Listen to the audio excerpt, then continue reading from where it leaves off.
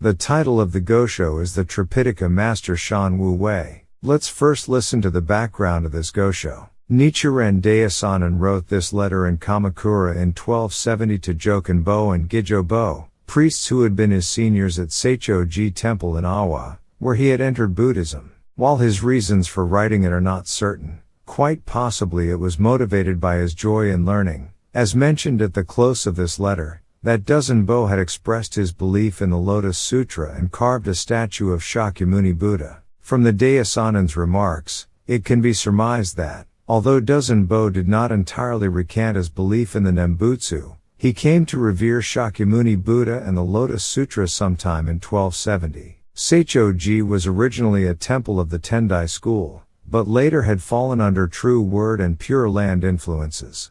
Dōzen-bō, one of the senior priests of Seichō-ji, had been the Daishonin's teacher, one to whom he felt a sincere obligation. It is possible that, because Dōzen-bō had begun to embrace the teachings of the Lotus Sutra, the Daishonin wished to express his gratitude. Broadly speaking, this letter consists of 5 sections. In the first section, Nichiren Daishonin proclaims that the Lotus Sutra is supreme among the vast number of Buddhist sutras and is the sutra that perfectly accords with the Buddha's true intention. Nevertheless, most of the Buddhist scholars and teachers of India, China, and Japan have slighted the Lotus Sutra and set forth various erroneous doctrines, turning against the intention of the Buddha.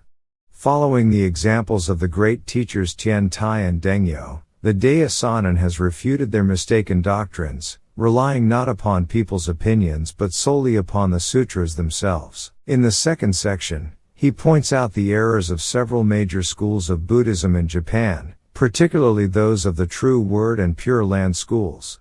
He may have focused on these two not only because they represented major errors, but because Dōzen-bō had professed faith in their doctrines.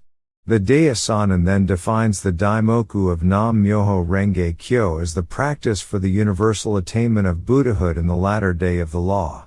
In the third section, the Daishonin identifies Shakyamuni as the Buddha karmically connected with all people living in this saha or mundane world, explaining that Shakyamuni possesses the 3 virtues of sovereign, teacher, and parent with respect to them.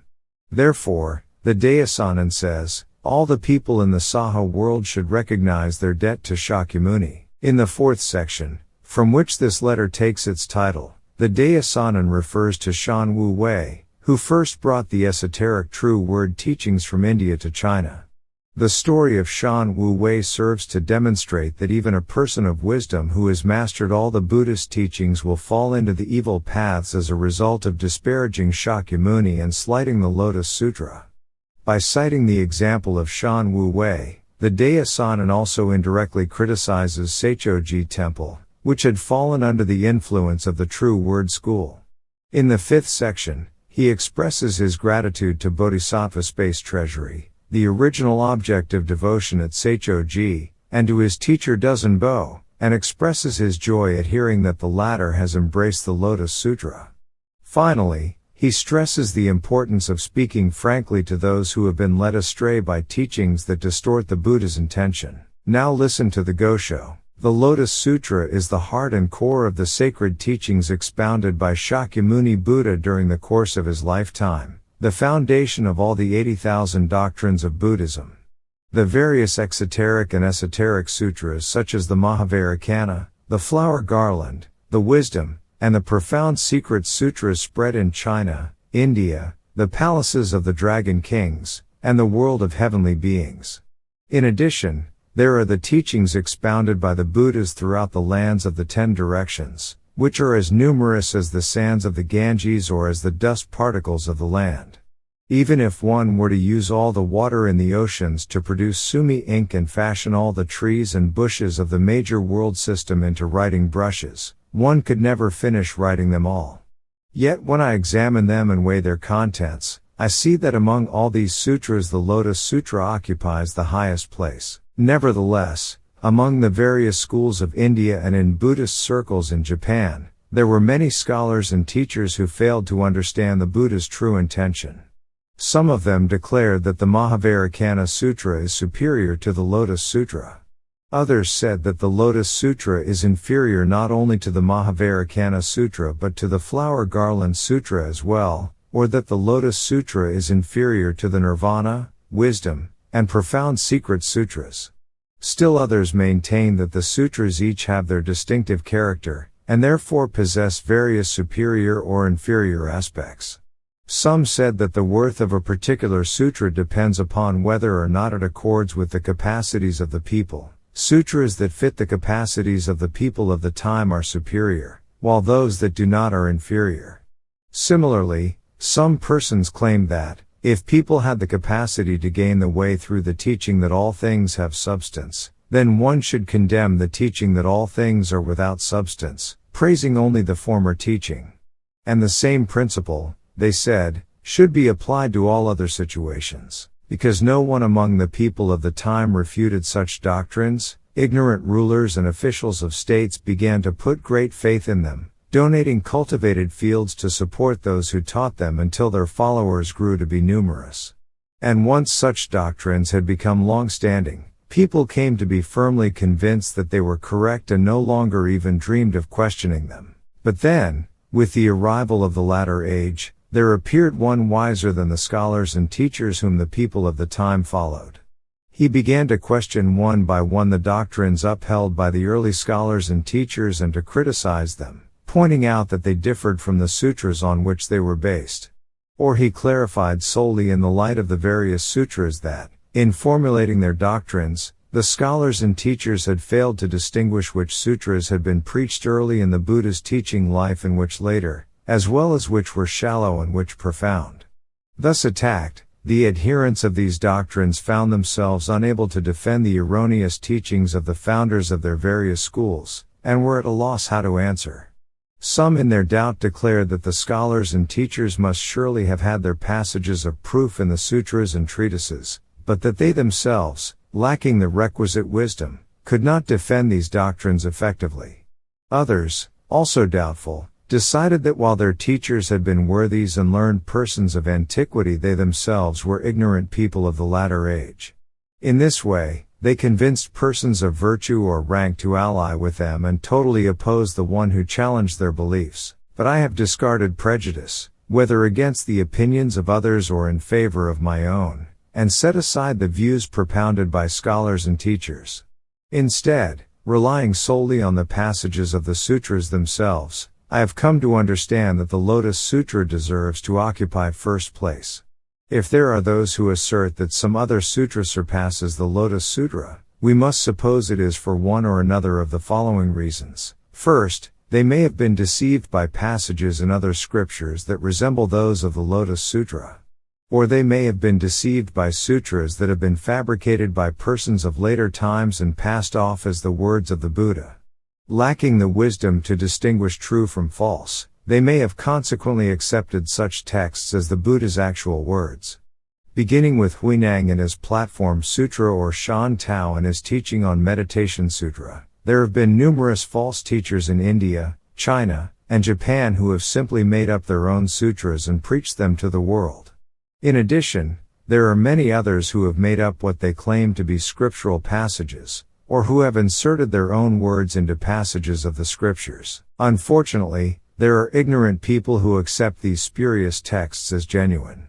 They are like a sightless person who, if told that there are stars in the sky that shine more brightly than the sun or moon, will accept that assertion as fact.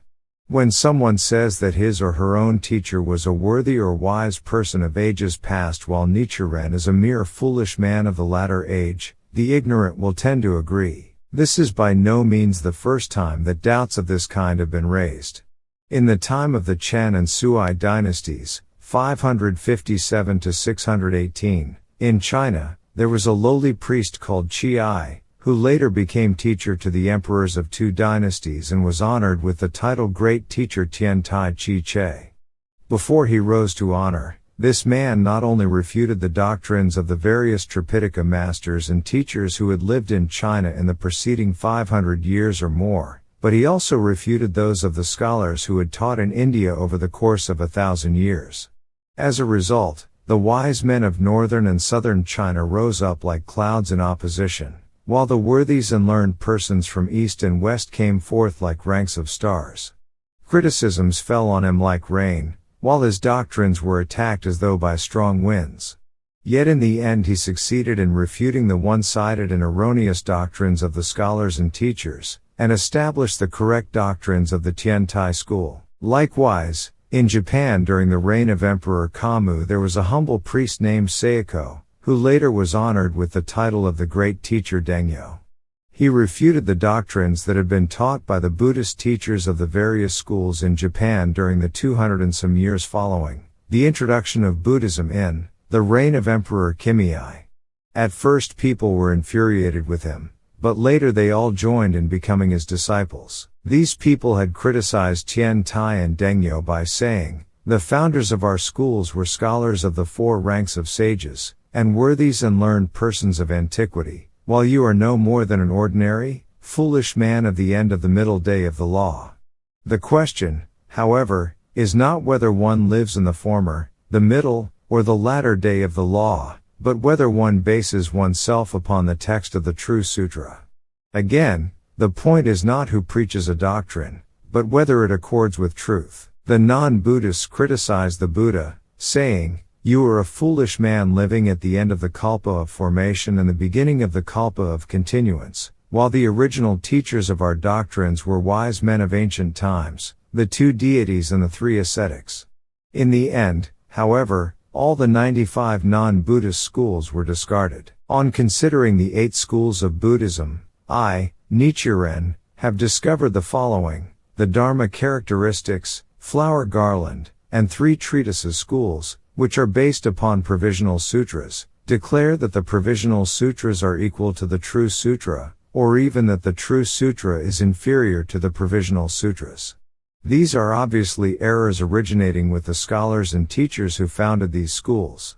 The Dharma analysis treasury and establishment of truth schools are a special case, while the precept school represents the very lowest level of the Hinayana teachings. Scholars surpass ordinary teachers, and the true Mahayana Sutra surpasses the provisional Mahayana Sutras. Thus the Mahavajrayana Sutra of the True Word School cannot equal the Flower Garland Sutra, much less the Nirvana and Lotus Sutras. Yet when the Tripitaka master Shan Wu Wei came to judge the relative merits of the Flower Garland, Lotus, and Mahavajrayana Sutras, he erred in his interpretation by declaring that, though the Lotus Sutra and the Mahavajrayana Sutra are equal in terms of principle, the latter is superior in terms of practice. Ever since that time, the True Word followers have arrogantly asserted that the Lotus Sutra cannot even compare to the Flower Garland Sutra, much less to the True Word Sutras, or that, because it fails to mention mudras and mantras, the Lotus Sutra cannot begin to compete with the Mahavajrayana Sutra.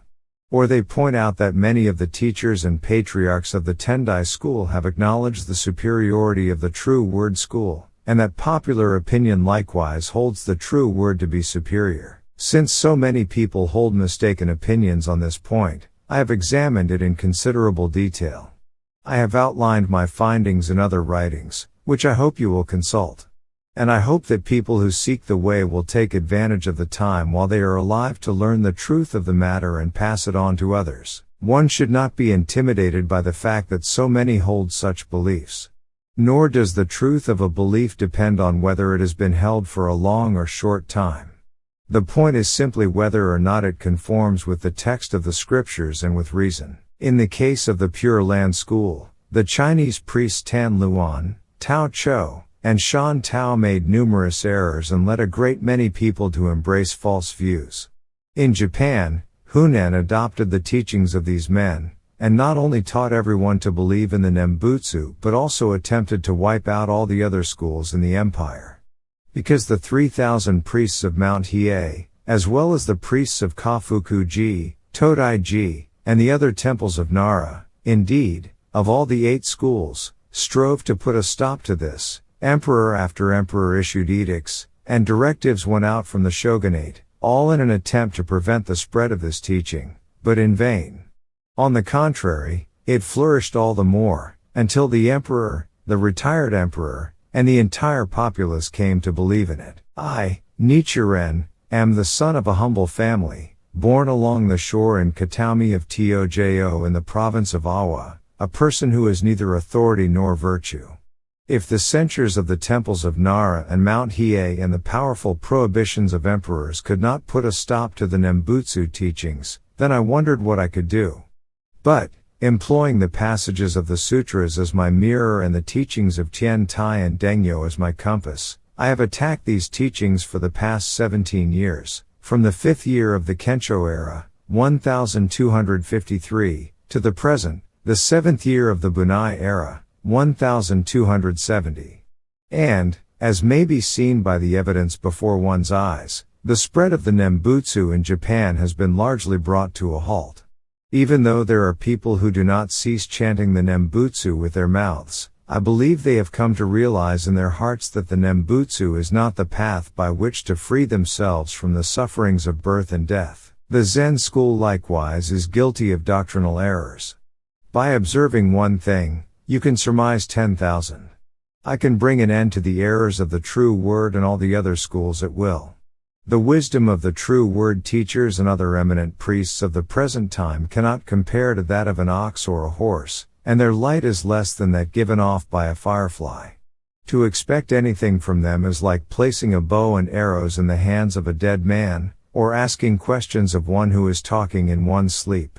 Their hands form the mudra gestures, their mouths repeat the mantras, but their hearts do not understand the principles of Buddhism. In effect, their arrogant minds tower like mountains, and the greed in their hearts is deeper than the seas. And all these mistaken opinions mentioned above have come about because they are confused as to the relative superiority of the various sutras and treatises, and because none of them has corrected the errors originally propounded by the founders of these schools. Persons of wisdom should of course devote themselves to the study of all the 80,000 doctrines of Buddhism, and should become familiar with all the 12 divisions of the scriptures. But ignorant persons living in this latter age of ours, a time of evil and confusion, should discard the so-called difficult-to-practice way and easy-to-practice way that the Nembutsu believers talk of, and devote themselves solely to chanting Nam Myoho Renge Kyo, the Daimoku of the Lotus Sutra. When the sun rises in the eastern sector of the sky, then all the skies over the great continent of Jambudvipa in the south will be illuminated because of the vast light that the sun possesses. But the feeble glow of the firefly can never shed light on a whole nation. One who carries in one's robe a wish-granting jewel can have any desire fulfilled, but mere shards and stones can confer no treasures. The Nembutsu and other practices, when compared to the Daimoku of the Lotus Sutra, are like shards and stones compared to a precious jewel, or like the flicker of a firefly compared to the light of the sun. How can we, whose eyes are dull, ever distinguish the true color of things by the mere glow of a firefly? The fact is that the lesser, provisional sutras of the Nembutsu and true word schools are not teachings that enable ordinary people to attain Buddhahood. Our teacher, the thus come one Shakyamuni, in the course of his lifetime of teaching, expounded 80,000 sacred doctrines. He was the first Buddha to appear in this Saha world of ours, which previously had not known any Buddha, and he opened the eyes of all living beings. All the other Buddhas and Bodhisattvas from east and west, from the lands of the 10 directions, received instruction from him. The period prior to his advent was like the time before the appearance of the sovereigns and emperors of ancient China, when people did not know who their own fathers were and lived like beasts. In the time before Emperor Yao, people knew nothing about the duties to be performed in the 4 seasons, and were as ignorant as oxen or horses. In the period before Shakyamuni Buddha appeared in the world, there were no orders of monks and nuns, there were only the 2 categories of men and women. But now we have monks and nuns who are teachers of the true word school, and who have decided to look upon the thus come one Mahavarikana as their object of devotion, demoting the thus come one Shakyamuni to an inferior position, or who are believers in the Nembutsu, and who pay honor solely to Amida Buddha, thrusting the thus come one Shakyamuni aside. They are monks and nuns owing to Shakyamuni Buddha, but because of the erroneous teachings handed down from the founders of these various schools, they have been led to behave in this way. There are 3 reasons why the thus come one Shakyamuni, rather than any of the other Buddhas, has a relationship with all the living beings of this Saha world. First of all, he is the world-honored one, the sovereign of all the living beings of this Saha world. Amida Buddha is not the monarch of this world. In this respect, Shakyamuni Buddha is like the ruler of the country in which we live. We pay respect first of all to the ruler of our own country, and only then do we go on to pay respect to the rulers of other countries. The Sun Goddess and Great Bodhisattva Hachiman are the original rulers of our country, provisional manifestations of Shakyamuni Buddha who appeared in the form of local deities. One who turns one's back on these deities cannot become the ruler of this country. Thus the Sun Goddess is embodied in the form of the sacred mirror known as Naishido Koro. 7 and imperial messengers are sent to Great Bodhisattva Hachiman to report to him and receive his oracle.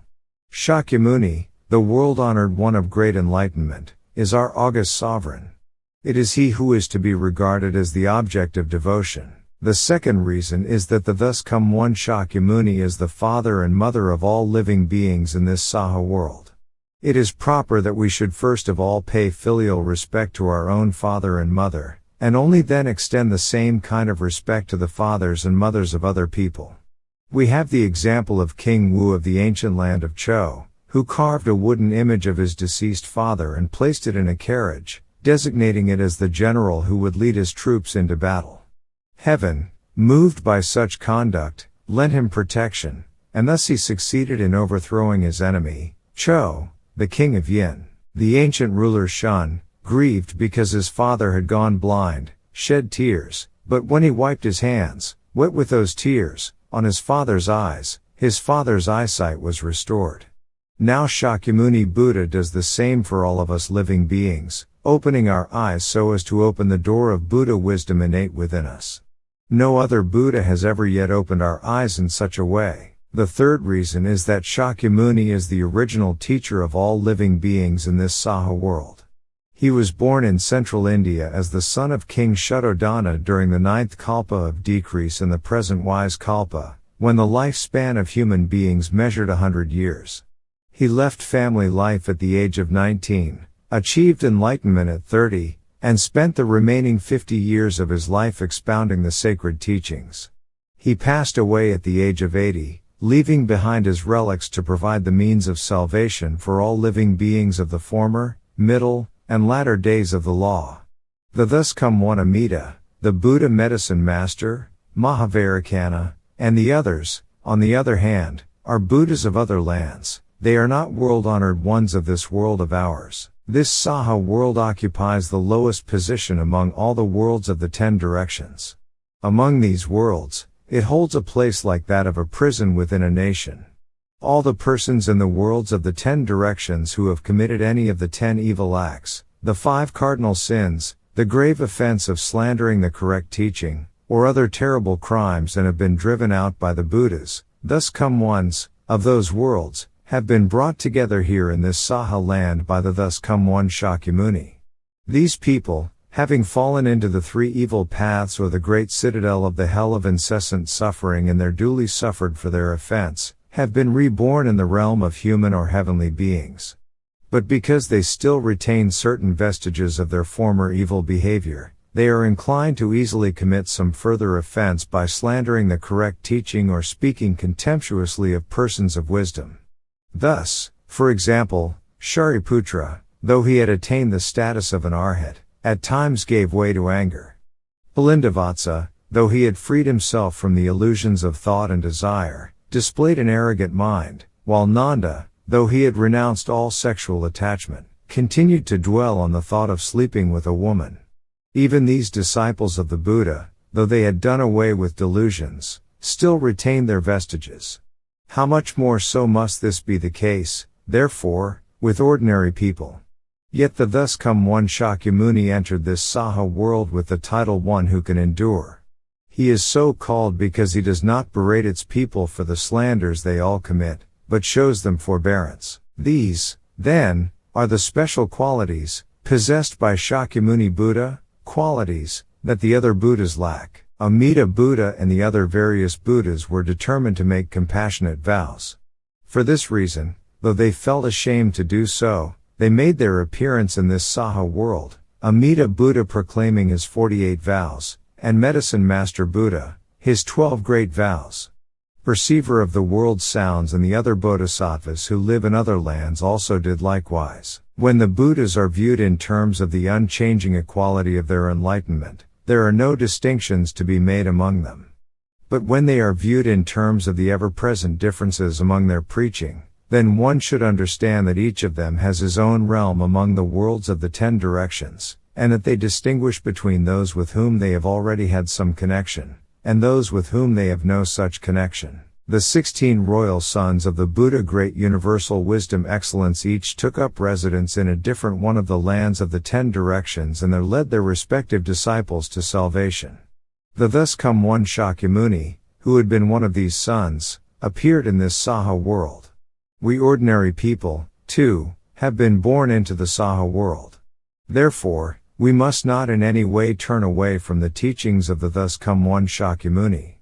But people all fail to realize this. If they would look carefully into the matter, they would understand that, as the Lotus Sutra says, I, Shakyamuni, am the only person who can rescue and protect others, and that they must not cut themselves off from the helping hand of the thus come one Shakyamuni. For this reason, all the living beings in this Saha world, if they detest the sufferings of birth and death and wish to have an object of devotion to which they can pay respect, should first of all fashion images of Shakyamuni Buddha in the form of wooden statues and paintings, and make these their object of devotion. Then, if they still have strength left over, they may go on to fashion images of Amida and the other Buddhas. Yet when the people of this world today, being unpracticed in the sacred way, come to fashion or paint images of a Buddha, they give priority to those of Buddhas other than Shakyamuni. This does not accord either with the intentions of those other Buddhas, or with the intentions of the thus come one Shakyamuni himself, and is moreover at variance with secular propriety. The great king Udayana, when he carved his image of red sandalwood, made it of no other Buddha, and the painting offered to King 1000 Stupas was likewise of the thus come one Shakyamuni. But people nowadays base themselves upon the various Mahayana sutras, and because they believe that the particular sutra they rely on is superior to all others, they accordingly relegate Shakyamuni Buddha to a secondary position. Thus all the masters of the true word school, convinced that the Mahavairakana Sutra surpasses all other sutras, regard the thus come one Mahavairakana, who is described therein as the Supreme Buddha, as the one with whom they have a special connection. The Nembutsu priests, on the other hand, putting all their faith in the Meditation Sutra, look upon Amida Buddha as the one who has some special connection with this Saha world of ours, because the people of our time in particular have mistaken the erroneous doctrines of Shan Tao and Hunen for correct teachings and taken the 3 Pure Land Sutras as their guide. 8 or 9 out of every 10 temples that they build have Amida Buddha enshrined as the principal object of devotion. And in the dwellings of both lay believers and priests, in houses by the tens, the hundreds, or the thousands, the image hall attached to the residence is dedicated to Amida Buddha. Moreover, among the 1,000 or 10,000 paintings and images of Buddhas to be found in a single household today, the great majority are of Amida Buddha. Yet people who are supposed to be wise in such matters see these things happening and do not regard them unfortunate. On the contrary, they find such proceedings quite in accord with their own views and consequently greet them with nothing but praise and admiration. Paradoxical as it may seem, evil people who have not the least understanding of the principle of cause and effect and who are not dedicated to any Buddha whatsoever would appear to be the ones free from error with respect to Buddhism. Shakyamuni, the world-honored one, who is our father and mother and is endowed with the 3 virtues of sovereign, teacher, and parent, is the very one who encourages us, the people driven out by all other Buddhas, saying, I am the only person who can rescue and protect others. The debt of gratitude we owe him is deeper than the ocean, weightier than the earth, vaster than the sky. Though we were to pluck out our 2 eyes and place them before him as an offering until there were more eyes there than stars in the sky, though we were to strip off our skins and spread them out by the hundreds of thousands of 10,000s until they blanketed the ceiling of heaven, Though we were to give him our tears as offerings of water and present him with flowers for the space of thousands, 10,000s, millions of kalpas, though we were to offer him our flesh and blood for innumerable kalpas until our flesh piled up like mountains and our blood overflowed like vast seas, we could never repay a fraction of the debt we owe to this Buddha. But the scholars of our time cling to distorted views.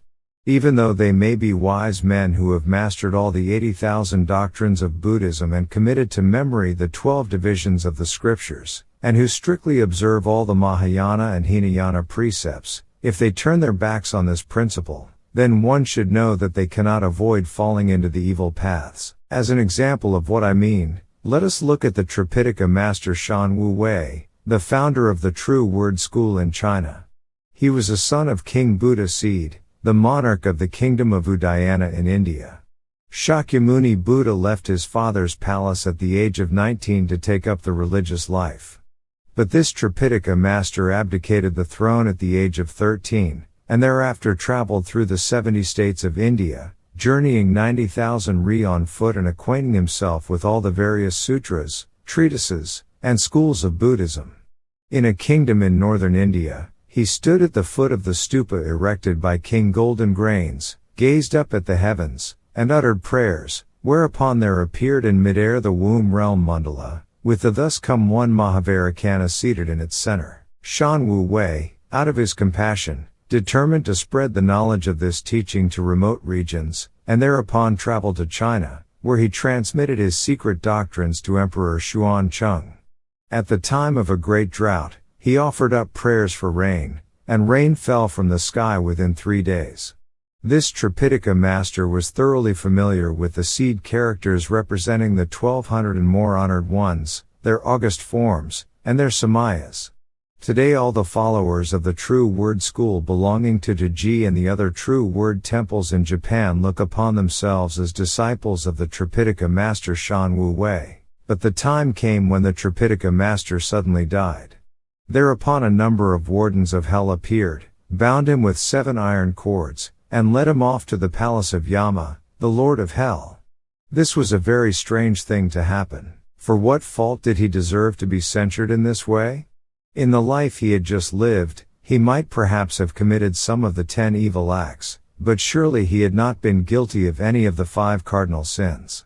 And as for his past existences, in view of the fact that he had become the ruler of a great kingdom, he must have strictly observed the 10 good precepts and dutifully served 500 Buddhas. What fault, then, could he have committed? Moreover, at the age of 13 he had voluntarily relinquished his position as king and entered the religious life. His aspiration for enlightenment was unequaled throughout the entire land of Jambudvipa. Surely such virtue should have cancelled out any major or minor offenses that he might have committed in his present or previous lives.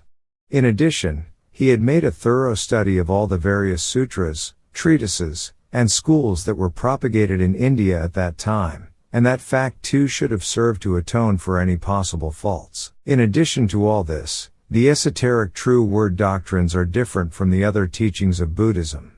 They declare that, though one may make no more than a single mudra with the hands or utter no more than a single mantra with the mouth, even the gravest offenses accumulated throughout the 3 existences of past, present, and future will thereby without fail be eradicated.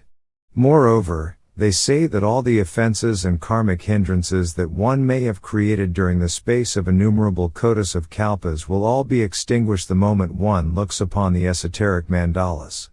How much more should this be true, therefore, in the case of the Tripitaka master Shan Wu Wei, who had memorized all the mudras and mantras pertaining to the 1200 and more honored ones, who had understood as clearly as if it were reflected in a mirror the practice of contemplation for attaining Buddhahood in one's present form, and who, when he underwent the ceremony of anointment before the diamond realm and womb realm mandalas, had become in effect Mahavairakana, the king of enlightenment, himself. Why, then, should such a man be summoned before King Yama and subjected to censure? I, Nichiren, had resolved to embrace the teaching that is supreme among the 2 divisions of Buddhism, the exoteric and the esoteric, and that allows us to free ourselves from the sufferings of birth and death with the greatest ease. Therefore, I acquainted myself with the esoteric true word doctrines in general and made inquiries concerning this matter of Shan Wu Wei.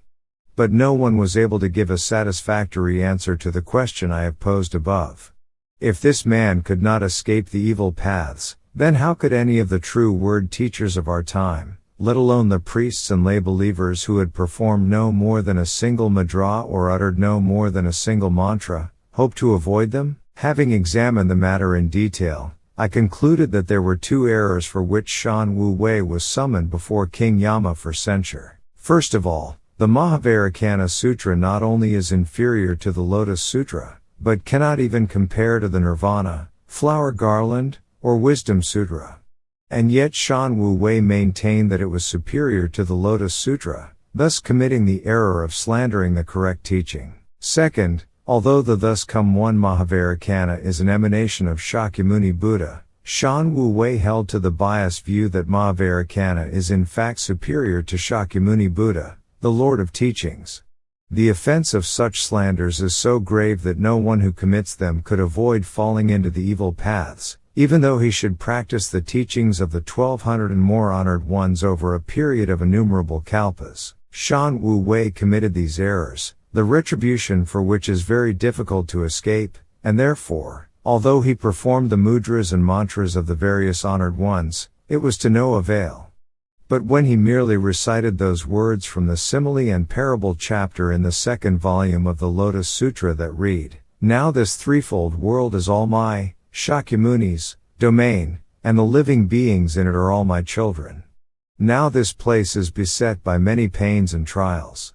I am the only person who can rescue and protect others." He escaped from the iron cords that bound him. Be that as it may, the true word teachers who came after Shan Wu Wei have all maintained that the Mahavairakana Sutra not only is superior to the various other sutras, but surpasses even the Lotus Sutra. In addition, there were other persons who have declared that the Lotus Sutra is also inferior to the Flower Garland Sutra. Though these groups differ in what they maintain, they are alike in being guilty of slandering the correct teaching. The Tripitaka master Shan Wu Wei held the prejudiced opinion that both the Lotus Sutra and the Mahavairakana Sutra should be regarded with great respect, since they agree in the profound principles that they embody, but that, because the Lotus Sutra mentions nothing about mudras and mantras, it is inferior to the Mahavairakana Sutra. The true word teachers who came after him, moreover, were of the opinion that, even with respect to the important principles expressed, the Lotus Sutra is inferior to the Mahavairakana Sutra, to say nothing of the matter of mudras and mantras. Thus they went much farther in their slander of the correct teaching, piling up offense upon offense. It is impossible to believe that they can long avoid being censured by King Yama and consigned to the sufferings of hell. Indeed, they will immediately call down upon themselves the flames of the Avicii hell. The Mahavairakana Sutra does not originally contain any mention of the profound principle of 3,000 realms in a single moment of life. This principle is confined to the Lotus Sutra alone. But the Tripitaka master Shan Wu Wei proceeded to steal and appropriate this profound principle that the great teacher Tendai had put forth on the basis of his reading of the Lotus Sutra, incorporating it into his own interpretation of the Mahavairakana Sutra. He then asserted that the mudras and mantras of the Mahavairakana Sutra, which were originally expounded merely to lend adornment to the Lotus Sutra, were the very elements that make the Mahavairakana Sutra superior to the Lotus. Shan Wu Wei was putting forth a distorted view when he stated that the Lotus and Mahavairakana Sutras were equal in principle, and he was likewise stating an erroneous view when he claimed that the Mahavairakana Sutra was superior by reason of its mantras and mudras. This is like the case of a foolish and lowly man who looks upon his 6 sense organs as his personal treasures, though in fact they belong to his Lord. Consequently, he is led into all manner of erroneous conduct. We should keep this example in mind when interpreting the sutras, because the doctrines set forth in inferior sutras serve only to adorn the sutra that is truly superior. I, Nichiren, was a resident of Seichō-ji on Mount Kiyasumi in Tojo village in the province of Awa. From the time I was a small child, I prayed to Bodhisattva space treasury, asking that I might become the wisest person in all Japan. The Bodhisattva transformed himself into a venerable priest before my very eyes and bestowed upon me a jewel of wisdom as bright as the morning star.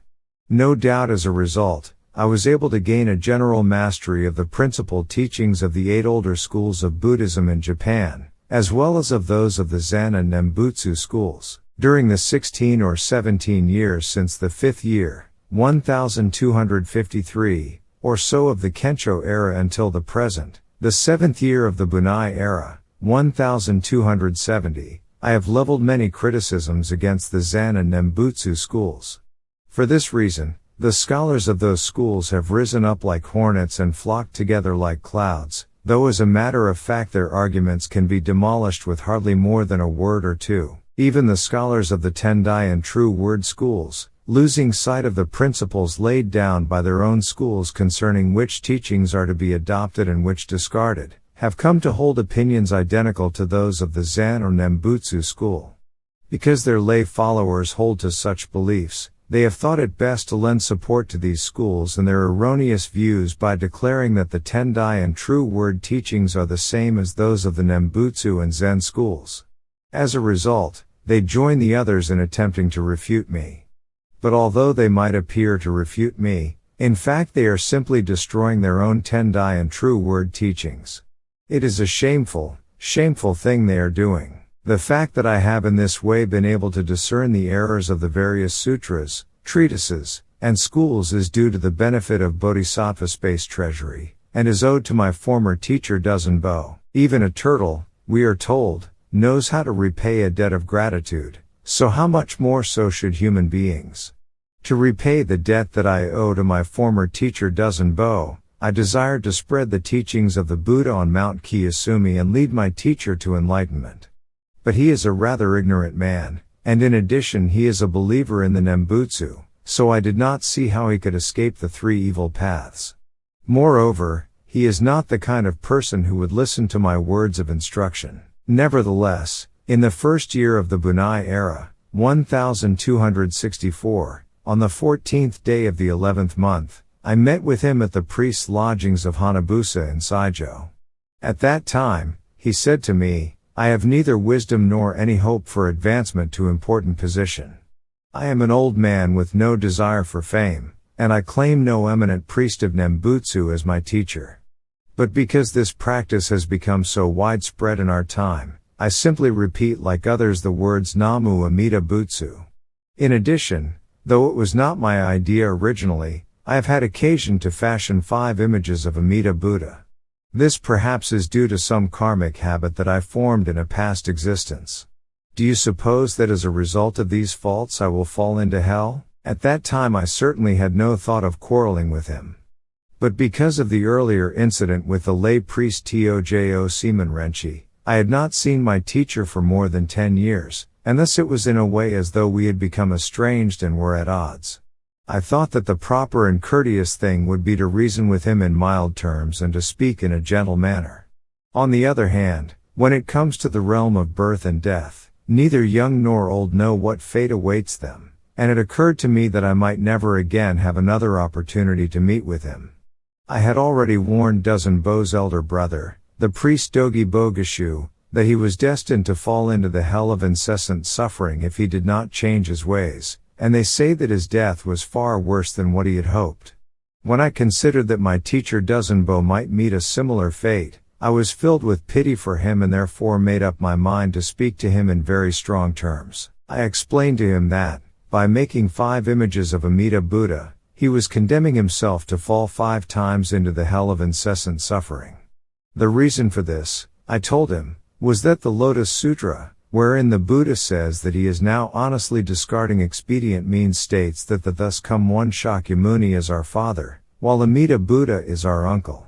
Anyone who would fashion no less than 5 images of his uncle and make offerings to them, and yet not fashion a single image of his own father, how could he be regarded as anything but unfilial? Even hunters in the mountains or fishermen, who cannot tell east from west and do not perform a single pious act, are guilty of less offenses than such a person. Nowadays, those who seek the way no doubt hope for a better existence in their future lives.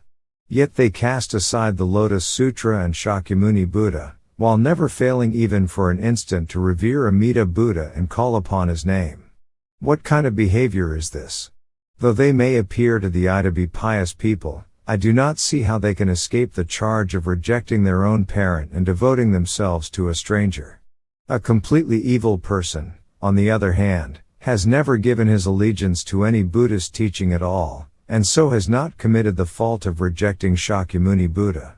Therefore, if the proper circumstances should arise, he might very well in time come to take faith in Shakyamuni. Those who follow the erroneous doctrines of Shan Tao, Hunan, and the Buddhist scholars of our time, making Amida Buddha their object of devotion and dedicating themselves entirely to the practice of calling upon his name, I do not believe that they will ever renounce their erroneous views and give their allegiance to Shakyamuni Buddha and the Lotus Sutra, even though lifetime after lifetime throughout countless kalpas should pass. Accordingly, the Nirvana Sutra, which was preached in the grove of sal trees just before Shakyamuni Buddha's passing, states that there will appear frightful persons whose offenses are graver than the 10 evil acts or the 5 cardinal sins, ikantikas, or persons of incorrigible disbelief, and those who slander the correct teaching.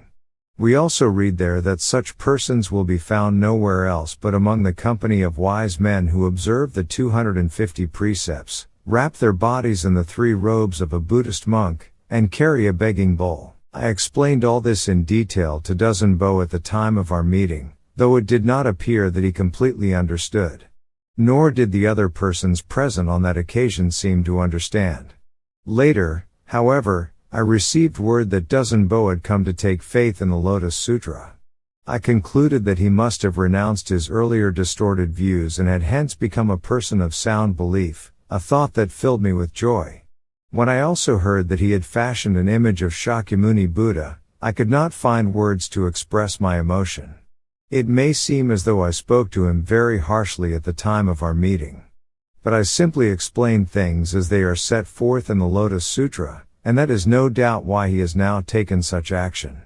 It is said that good advice grates on the ear, just as good medicine tastes bitter. Now I, Nichiren, have repaid the debt of gratitude that I owe to my teacher, and I am quite certain that both the Buddhas and the gods will approve of what I have done. I would like to ask that all I have said here be reported to Dōzen-bō, even though one may resort to harsh words. If such words help the person to whom they are addressed, then they are worthy to be regarded as truthful words and gentle words. Similarly, though one may use gentle words, if they harm the person to whom they are addressed, they are in fact deceptive words, harsh words. The Buddhist doctrines preached by scholars these days are regarded by most people as gentle words, truthful words, but in fact they are all harsh words and deceptive words. I say this because they are at variance with the Lotus Sutra, which embodies the Buddha's true intention. On the other hand, when I proclaim that the practitioners of the Nembutsu will fall into the hell of incessant suffering or declare that the Zen and True Word schools are likewise in error, people may think I am uttering harsh words, but in fact I am speaking truthful and gentle words. As an example, I may point to the fact that Dōzen-bō has embraced the Lotus Sutra and fashioned an image of Shakyamuni Buddha, actions that came about because I spoke harshly to him. And the same thing holds true for all the people of Japan. 10 or more years ago, virtually everyone was reciting the Nembutsu. But now, out of 10 persons, you will find that 1 or 2 chant only Nam Myoho Renge Kyo, while 2 or 3 recite it along with the Nembutsu. And even among those who recite the Nembutsu exclusively, there are those who have begun to have doubts and so in their hearts believe in the Lotus Sutra. Some have even begun to paint or carve images of Shakyamuni Buddha. All this, too, has come about because I have spoken harsh words. This response is like the fragrant sandalwood trees that grow among the groves of foul-smelling aranda trees, or lotus blossoms that rise from the mud. Thus, when I proclaim that the followers of the Nembutsu will fall into the hell of incessant suffering, the wise men of our day, who are in fact no wiser than cattle or horses, may venture to attack my doctrines. But in truth they are like scavenger dogs barking at the Lion King, or foolish monkeys laughing at the god Chakra. Nichiren, the 7th year of Bunai, 1270, to Gijo-bō and Joken-bō.